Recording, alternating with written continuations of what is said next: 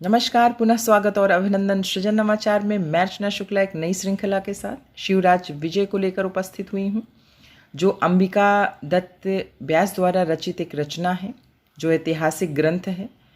इसमें मैंने 77 क्वेश्चन रखा है। इससे बाहर कहीं से कुछ नहीं आने की संभावना है। बहुत बारीकी से इस प्रश्न का निर्माण किया गया है, तो इससे बाहर इसके अलावा कुछ नहीं। तो चलिए देखिए। तो सबसे पहले शिवराज विजय के लेखक कौन हैं? अंबिका दत्त व्यास जी हैं। लेखक ने अपना परिचय किस ग्रंथ में दिया है? तो बिहार इनकी एक रचना है जिसमें उन्होंने अपना संपूर्ण परिचय दिया है। लेखक का जन्म स्थान कहाँ है? तो सिलबट्टों के मोहल्ले में जयपुर में हुआ था।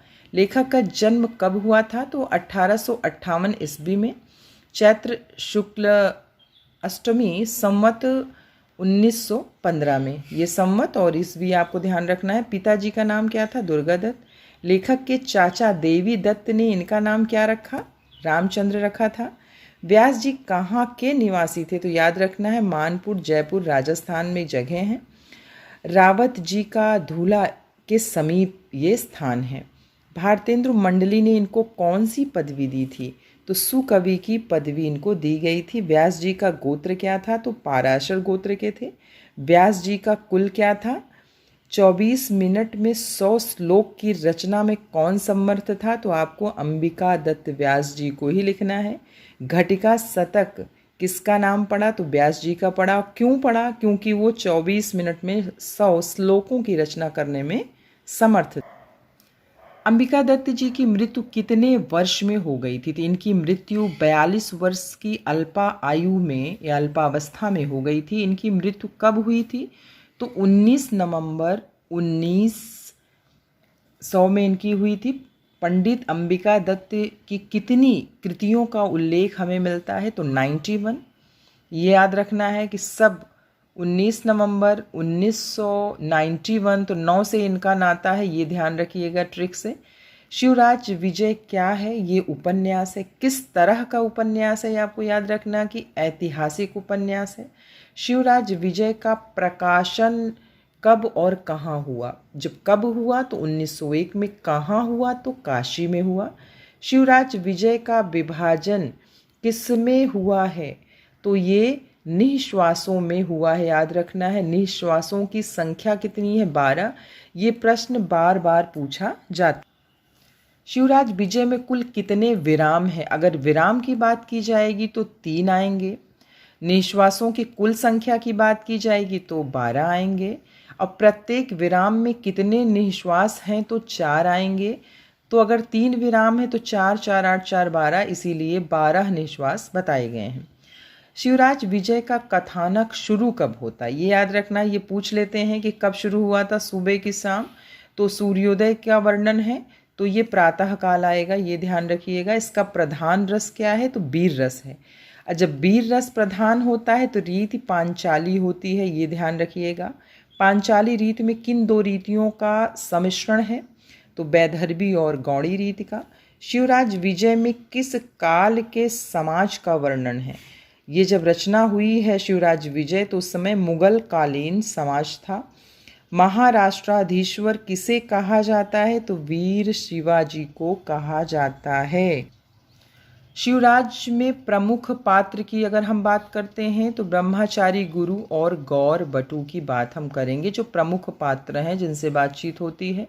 ब्रह्मचारी गुरु के शिष्यों का नाम क्या था? तो याद रखना है, 2 शिष्य थे, गौर बटू एवं श्याम बटू।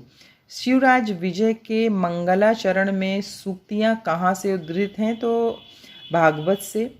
अरुण एषः प्रकाशः पूर्ष्यायां भगवतो मरीचि मालिनः, ये किसमें अगर ये पूछा जाए कि ये कहाँ से ली गई है पंक्ति, तो आपको शिवराज विजय बताना है, क्योंकि यहीं से शुरुआत होती है इस कथा की, उपन्यास की।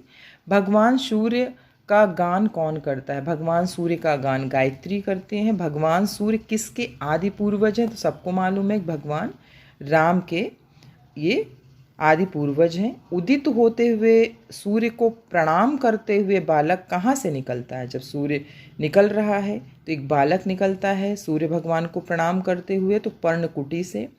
अहो चिर रात्राय सुप्तो अहम, ये किसने कहा था, ये याद रखना है, तो गौरवटु ने कहा था। ये देखिए ये पंक्ति पूरा लिखा गया है, तो इसको पूछा गया है कि किसने इसको कहा था, तो इसको श्याम बटु ने कहा था। गौरवटु एवं श्याम बटु के गुरु कहाँ संध्योपासना करते थे, यानी शाम के समय पूजा कहाँ करते थे, तो तडाग तट पर। गुरु के समीप पूजन सामग्री कौन ला के रखा था, तो श्याम बटु सामग्री रखते हैं और ये पूजा यहाँ करते हैं। और उनके प्रश्नों का उत्तर कौन देता है, तो गौरवटु देते हैं, इसीलिए उनको मुख्य पात्र माना गया है। सप्तवर्षीय विप्र कन्या की तुलना किससे की गई है, तो सरस्वती से की गई है। श्याम बटु और गौर बटु की दृष्टि किस पर पड़ी थी, तो पर्वत पर पड़ी थी, पर्वत श्रृंखलाओं पर पड़ी थी। पर्वत शिखर पर समाधि किसने लगाई थी, योगीराज महामुनि ने लगाई थी। योगीराज आश्रम में किस पर चढ़कर बैठे, जो योगीराज अपने आश्रम में किस पर चढ़कर बैठे थे, तो काष्ठासन पर बैठे थे। शिवराज विजय में विप्र कन्या का अपहरण किसने किया था, बार बार प्रश्न आता है, तो उसका अपहरण यवन बालक ने किया था। कुटी में रोती कन्या को शांत किसने कराया, जब उनके गुरु ने कहा तो श्याम बटु ने उनको चुप कराया। सत्यम न लक्षितो मया समय वेगः, कथन किसका था, तो योगी राज का ये कथन था। गजनी देश निवासी यवन सेना के साथ भारत में कौन प्रवेश किया था, तो महमूद गजनवी। गुजरात आभूषण सोमनाथ तीर्थ को किसने लूटा, तो आपका उत्तर होगा महमूद गजनवी ने। और महादेव की मूर्ति पर किसने गदा चलाई, तो भी महमूद गजनवी ने। भारत को कितनी बार लूटा था, यानी 12 बार किसने लूटा, तो महमूद गजनवी ने। अब भारत को कितनी बार महमूद गजनवी ने लूटा, तो 12। ये आपका प्रश्न उत्तर इस तरह बन जाएगा। महमूद गजनवी की मृत्यु कब हुई, तो विक्रम संवत 1887 में इनकी मृत्यु हुई, ये याद रखना है।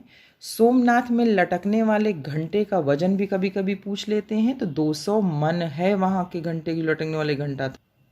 गोर देश निवासी शहाबुद्दीन ने चतुरंगिणी सेना के साथ दिल्ली पर आक्रमण कब किया, तो याद रखना है कि 1250 में शहाबुद्दीन ने आक्रमण दिल्ली पर किया और उस समय वहाँ का राजा पृथ्वीराज चौहान था। 1250 ईस्वी में कन्नौज की राजा की बात की जाएगी तो जयचंद थे। कान्यकुब्ज जिनको कहा गया वो है कौन है, जयचंद है। यमन राज्य का बीजारोपण अगर किसने किया इसकी बात करेंगे तो शहाबुद्दीन इसका उत्तर होगा। बहुत लोग इसको गलत लगा देते हैं। गुलाम भारतवर्ष का प्रथम सम्राट की अगर बात की जाएगी तो कुतुबुद्दीन ऐबक है। कुतुबुद्दीन किसका गुलाम था, तो ये बहुत बड़ा प्रश्न है, शहाबुद्दीन का। शिवराज विजय में किस मुगल शासक के समय का वर्णन है, उस समय मुगल शासक कौन था, तो औरंगजेब थे। ये सारी चीज़ें अलग अलग आपको याद रखना है। साक्षात अधर्म के समान आलमगीर, जो साक्षात अधर्मी था उसे किसे माना गया, औरंगजेब को। दक्षिण प्रदेश में किसकी अधिकता थी, तो पर्वतों की। औरंगजेब ने दक्षिण का शासक किसे बनाकर भेजा, तो शाइस्त खान को बनाकर भेजा था। और किसने भेजा था, औरंगजेब ने भेजा था। महाराष्ट्र रत्न किसे माना गया, वीर शिवाजी को। शिवाजी किस दुर्ग में रहते थे, तो याद रखना है शिवाजी सिंह दुर्ग में रहते थे। सिंह दुर्ग किसके समीप था, तो पूना नगर के। शिवाजी किस नगर के राजा के साथ शत्रुता थी, यानी जो शिवाजी की शत्रुता बीजापुर के राजा के साथ थी। बीजापुर के राजा कौन था, तो शाइस्त खान थे। उसने शिवाजी से लड़ने के लिए किसे भेजा, शाइस्त खान ने शिवाजी को लड़ने के लिए अफजल खां को भेजा। गौर सिंह का कुल क्या था, तो क्षत्रिय था। गौर सिंह ने केले की झुरमुट में किसे देखा, यवन युवक को उसने केले की झुरमुट में देखा। तो यवन युवक कितने वर्ष का था, तो 20 वर्ष का था। कुतो रे यमन कुल कलंक, यह कथन किसका था, गौर सिंह का था।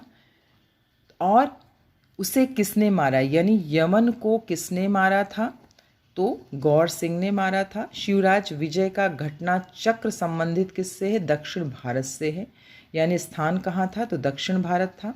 बीजापुर का गुप्त संदेश गौर सिंह को किससे प्राप्त हुआ, यवन युवक से प्राप्त हुआ। जयसिंह पात्र का उल्लेख कहाँ मिलता है? तो जयसिंह पात्र का उल्लेख हमको शिवराज विजय में मिलता है।